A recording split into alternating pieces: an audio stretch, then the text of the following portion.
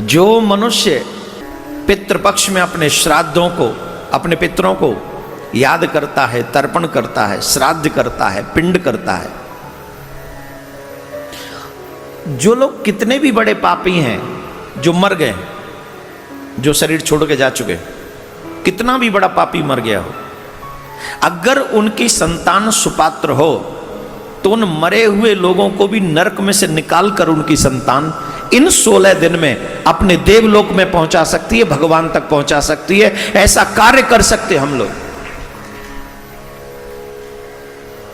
Actually संतान इसलिए संतान उत्पन्न नहीं करते कि हमारे बाद हमारा वंश चलेगा या हमारी संपत्ति का बारिश होगा, इसलिए करते हैं कि हमारे बाद हमारे पितरों को तर्पण हो सकेगा, जल मिल सकेगा, हमें भी जल मिल सकेगा मरने के बाद। इसलिए पितृगण जो लोग थे वो संतान उत्पन्न करते थे। ये विषय भोग का नहीं है।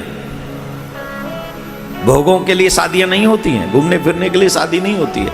एक सुयोग्य संतान जो हमारे, जिसके लिए मैं बार बार रोता आया हूं आपसे कथा में, बार बार कहा है आपसे कथा में। अच्छा चलो बताओ, कितने लोग ऐसे हैं जिनको ये पता है कि श्राद्ध में ये खाना चाहिए और ये नहीं खाना चाहिए, ये बनाना चाहिए और ये नहीं बनाना चाहिए? मालूम है किसी को? मालूम है?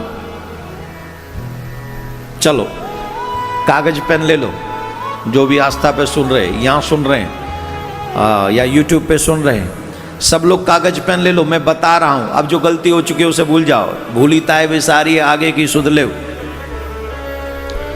मैं आपको कुछ चीज बता रहा हूं जो आज के बाद जब तक पितृपक्ष रहे आपके घर में नहीं बनना चाहिए। एक दो नहीं है, लंबी लिस्ट है, इसलिए लिखने के लिए कह रहा हूं। लिख लो, मोबाइल में टाइप कर लो। दिमाग तुम्हारे इतने अच्छे हैं नहीं जो याद रह जाए। मैं गारंटी से कह रहा हूं तुम्हारे दिमाग इतने अच्छे नहीं है। क्यों? जितना मोबाइल यूज किया दिमाग एकदम गधा कृपा पात्र हो गया है। प्रभु कृपा पात्र अब हम लोगों का दिमाग नहीं रहा, गधा कृपा पात्र हो गया है। अब जितना फोन याददाश्त नहीं रहती अब उतनी। पहले 150 नंबर याद रहते थे, फलाने का ये नंबर डायल करो। अब 10 भी हो तो बता दो, सब लिस्ट में पड़ा है, काहे का याद करना है। चलो तो लिख लो, मैं सभी को बता रहा हूं क्या क्या पितृपक्ष में, ध्यान से सुनना अभी आप लोग। राजमांस नहीं बनने चाहिए,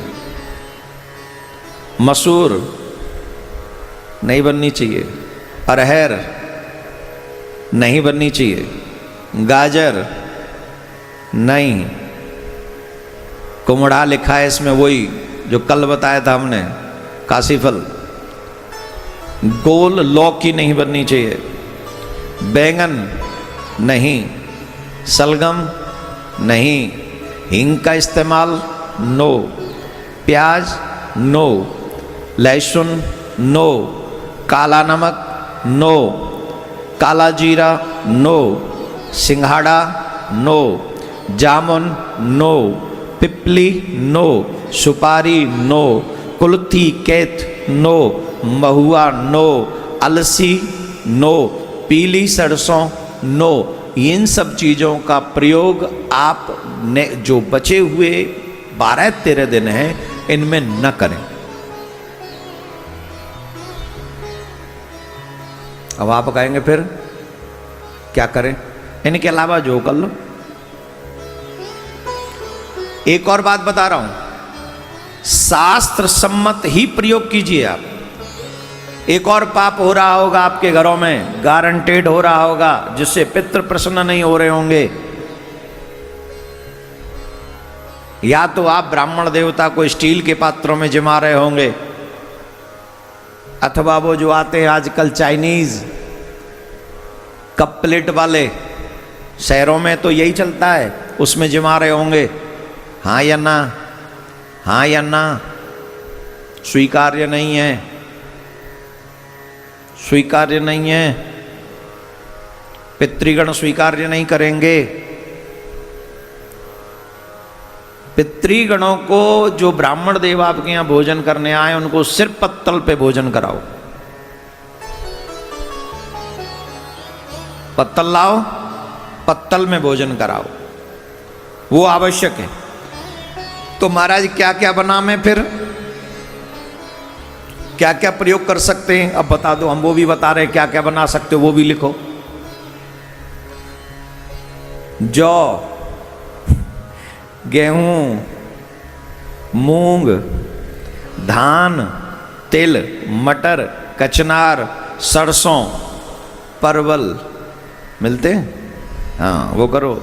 कांगनी, सवा चावल, आम, आवड़ा, बेल, अनार, बिजनौर, पुराना, आंवला, नारियल, फालसा, नारंगी, खजूर, अंगूर, नीलकेत, चिरौंजी, बेर, जंगली बेर, इंद्रजो और बथुआ। बथुआ इनमें से कोई भी वस्तु यत्न पूर्वक इन दिनों में अवश्य खरीदनी चाहिए।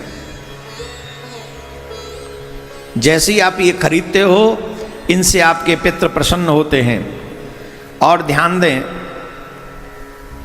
जब भी ब्राह्मण देव भोजन करने आए श्राद्ध पक्ष में, तो जिस आसन पर ब्राह्मण देव बैठे हैं, आसपास में काले तिल अवश्य डाल देने चाहिए। काले तिल थोड़े से उसी आसन के आसपास, इसलिए नहीं ब्राह्मण देवता को धमकाना है, डराना, इसलिए कि काले तिल पितरों को बहुत प्रिय है।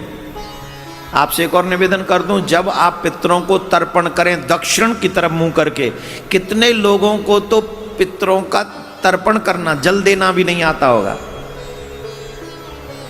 कैसे देते हैं जल पितरों को? सूर्य भगवान को जल देते हैं ऐसे। अब मैं कैसे करूं, ये माइक अड़ रहा है, ऐसे सूर्य भगवान को जल देते हैं ऐसे, ठीक है। ऋषि गणों को जल देते हैं ऐसे, वो ऐसे नहीं देंगे। जो सप्त ऋषि इत्यादि उनको भी जल देना चाहिए इन दिनों में, वो देंगे हम ऐसे, लोटा पकड़ेंगे यहाँ से और यहाँ से, तो ऐसे जल चढ़ेगा। और पितृगणों की जो स्थान है वो ये है, ये थंब और फर्स्ट फिंगर, इसके मध्य से फिर वो जल चढ़ेगा ऐसे, और वो भी दक्षिण दिशा की तरफ मुंह करके। ये ध्यान देंगे, दक्षिण दिशा की तरफ। अब आप कह रहे होंगे लोटा गिर जाएगा, मैं रोज चढ़ा रहा हूं, मुझ पे तो गिरा नहीं। लोटा नहीं गिरेगा, पकड़ के रखोगे संभल जाएगा। तो इसलिए, और उस जल में काले तिल डालकर, कुश डालकर अगर आप जल चढ़ाएंगे, कुश भी बहुत प्रिय है। अगर कोई ब्राह्मण देव भोजन करने आए, जो कि जमाना ही होगा, मैं आप सबसे निवेदन कर रहा हूं, जितने भी लोग मुझे इस समय यूट्यूब पे अथवा आस्था पे सुन रहे हैं, सबसे एक आग्रह, पहली शर्त तो यही है कि आप अपने घर में ही ब्राह्मण को जिमाएं, पहली बात। दूसरा, अगर आपसे ये संभव नहीं हो पा रहा है, आप बहुत बाहर हैं, तो जैसा कि हमारे मिशन के लोग भारत टुडे के माध्यम से ये लोग ऐसा कार्य कर रहे हैं कि आप लोगों के लिए पूरी व्यवस्था कर रहे हैं कि आप ब्राह्मणों को यहाँ ही जिमा सकते हैं। जैसे यहाँ रोज ब्राह्मण जिमते ही हैं, पूजा भी करते हैं आपके लिए। तो जो आप वहाँ समर्थ हैं, तो यहाँ इनको कह दीजिए कि भाई आप करिए, लेकिन जिमाइए अवश्य ब्राह्मण देवता को। तो ब्राह्मण जहाँ जिमे, वहाँ काले तिल थोड़े से डाल दी जाए, चाहे 2-3 ही हो, और थोड़ा सा कुश डाल दिया जाए, तो वहाँ वो पितरों को बहुत प्रिय होते, कुश और काले तिल। इन सब चीज़ों का विशेष ध्यान आप लोगों को रखना चाहिए। और जिस समय आप तर्पण कर रहे हो, तो आपकी अनामिका उंगली में या तो चांदी की अंगूठी हो या फिर सोने की अंगूठी हो, और ये ना हो तो कम से कम कुश अपने हाथ में ले ले, तो इससे आपके पितर प्रसन्न हो जाएंगे। देखो मैंने क्या कहा, श्राद्ध पक्ष में केले के पत्ते, वो मिट्टी, चीनी के बर्तन जो चाइनीज, और स्टील के पात्र, ब्राह्मणों को कदापि उसमें भोजन न कराएं, कदापि उसमें भोजन न कराएं।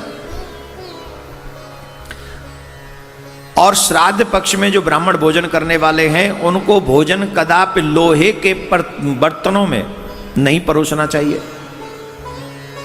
इवन लोहे की कढ़ाई में भोजन बनाना भी नहीं चाहिए, लोहा अपवित्र माना गया है, तो उसे पितृ स्वीकार नहीं करते।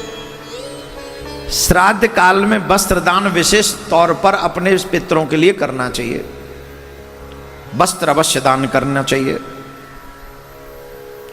और मैंने आपको बताया ही था कि श्राद्ध पक्षों में अगर आप कृपा कर सकें अपने ऊपर तो दधि मंथन इत्यादि न करें। इससे भी पहले ही दिन बता दिया था वो आपको मैंने। तो ये तो हो गई कुछ जर्नल नॉलेज आप सबके लिए।